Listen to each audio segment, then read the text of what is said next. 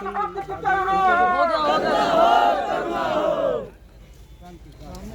आपके माध्यम से दे रहे हैं कि आपको परिवार को पहुँचाएं।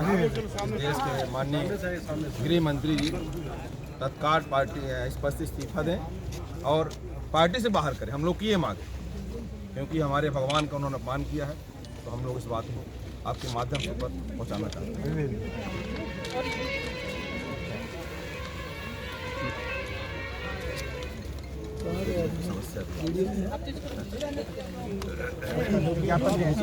हाँ 20 तारीख को इसको दिया गया था, परिक्रमा का दिया गया था उसको, आज भी देना है। किस विषय और किन मुद्दों को लेकर?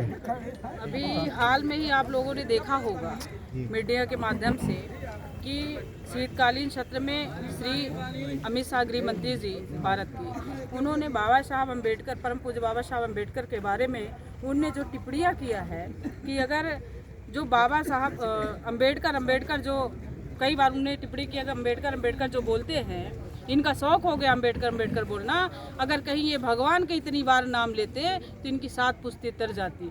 तो मैं मीडिया के माध्यम से ये बताना चाहूँगी कि क्या हमें भगवान का नाम लेने से थोड़ी तर जाएंगे हम। बाबा साहब हमारे पूजनीय हैं, बाबा साहब हमारे मार्गदर्शक हैं। बाबा साहब आज नहीं होते तो भारत का संविधान नहीं होता, और बाबा साहब नहीं होते तो वो शायद संविधान नहीं होता तो गृह मंत्री नहीं होते। तो मैं ये बताना चाहूँगी कि आज हम लोग जो हैं, और अगर पंच से लेकर सरपंच से लेकर राष्ट्रपति भी हैं, तो परम पूज्य बाबा साहब के संविधान में लिखा हुआ है। तो बाबा साहब के जो संविधान और बाबा साहब के बारे में उन्होंने जो टिप्पणी किया है, उनको माफ़ी मांगना चाहिए और उनको गृह मंत्री से ये सरकार को हटा देना चाहिए। मैं तो ये कहूँगी कि उनको पार्टी से निकालना चाहिए ऐसी बात रखने वाले।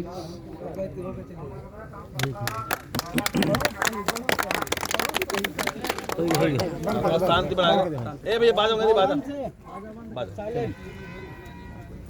ज्ञापन दिया गया, पूरे मामले को लेकर क्या किया है?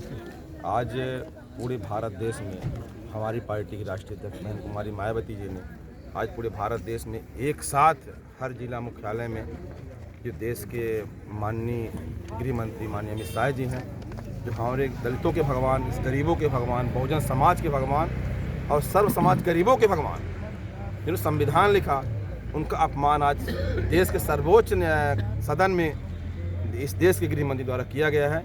ये हम लोग के क्षमता के सामने की बाहर है। मैं चाहता हूं कि माननीय अमित शाह जी को, अगर ये भारतीय जनता पार्टी बाबा साहब को मानते हैं कि मैं गरीबों का मसीहा हूं, तो ऐसे गृह मंत्री को पद से नहीं दल से निकाल देना चाहिए। ये मेरा पहली मांग है। और आज देश में कलयुग नहीं है, आज देश में बाबा साहब ने एक कलम युग लिखा है। अब ये कलम युग है। बाबा साहब ने संविधान में आज सर्व जात के लिए लिखा है, चाहे किसी भी जात की बात उन्होंने नहीं किया है, सर्वाहार गरीबों के लिए लिखा है। इस देश के जो ST SC OBC के लोग हैं, गरीबों के अपर कास्ट जो गरीब लोग हैं, इनके बाबा साहब वाकई भगवान, बाबा साहब भगवान है, ये सत्य भगवान है। मैं भगवान का विरोध नहीं करता हूँ।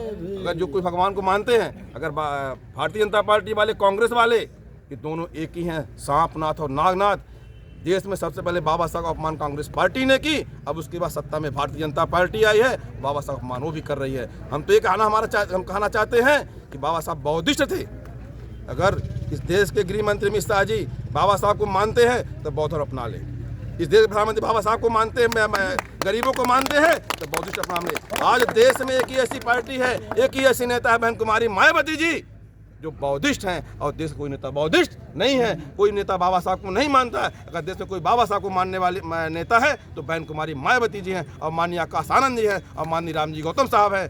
तो साथियों, बाबा साहब का संविधान कार्य को आगे बढ़ाने के लिए माननीय कांसी राम साहब ने आज हम लोग को शिक्षा दी, और कि यही कहें कि देश में आज जो कुछ है सब बाबा साहब के बदौलत है। आज इससे यहाँ देश के जो सर्वाहार सवर्णों के लोग जो गरीब हैं, उनको भी 10% आरक्षण के लिए बाबा साहब संविधान में लिखा है। आज यहाँ जो सवर्ण कास्ट के लोग जो गरीब हैं, उनको भी फायदा संविधान के माध्यम से मिल रहा है। हमारा कहने का तात्पर्य है कि भारतीय जनता पार्टी के लोग इस भगवा और पीला से कुछ होने वाला नहीं है, नीला से देश चलता है। सब कुछ नीला में होता है। सदन में बाबा साहब को मानने वाले लोग कोट पैंट टाई में जाते हैं, अब बाबा साहब को ना मानने लोग कुर्ता पाजामे साथ ही जाते हैं। ये मेरा कहना है। और क्या बोलने वाला है?